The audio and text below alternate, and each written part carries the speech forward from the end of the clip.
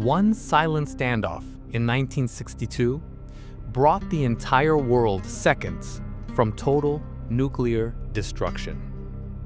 You're about to discover how one hidden message nearly ended civilization and the secret decision that stopped it. October 16, 1962. President John F. Kennedy sits stiffly in silence. A single aerial photograph has just landed on his desk, and it's horrifying. There it was, unmistakable. Soviet nuclear missile sites in Cuba, just 90 miles off the coast of Florida. And if you think that's dangerous, what JFK didn't know yet was far worse. Because within minutes, his top military advisors were in the room. Their recommendation? Mr. President, we strike now. Bomb Cuba, invade, go full force.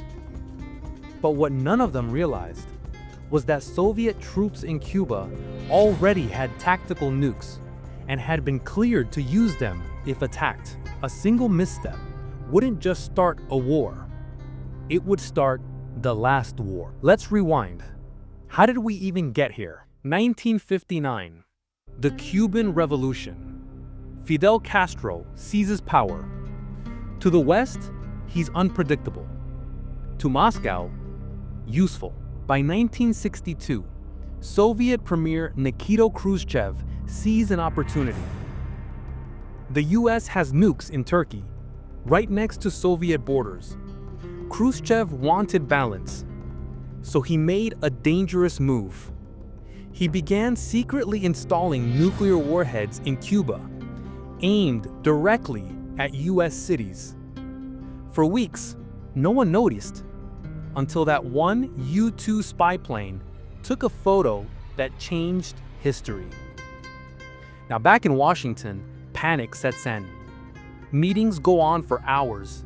The US military is itching for war. But JFK stalls. Why? Because of one terrifying truth. If even one missile launched, millions would die in minutes.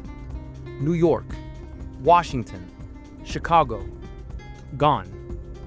And the Soviets knew. So would Moscow. Then comes Khrushchev's next move. A letter arrives. It's emotional, almost desperate.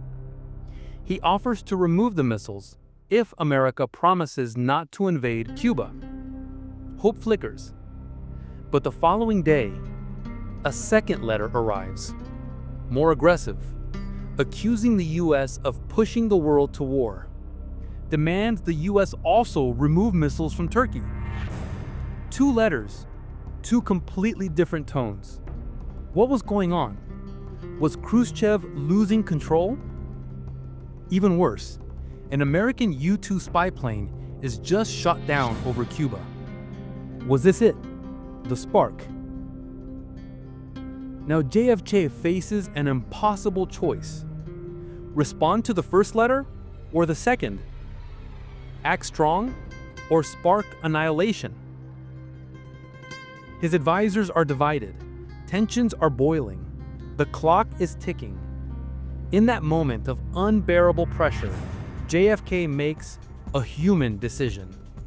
He answers only the first letter, the gentler one, the quiet offer for peace. He pretends the second letter never existed, but he adds one more move behind the scenes. Privately, the US agrees to remove the missiles from Turkey.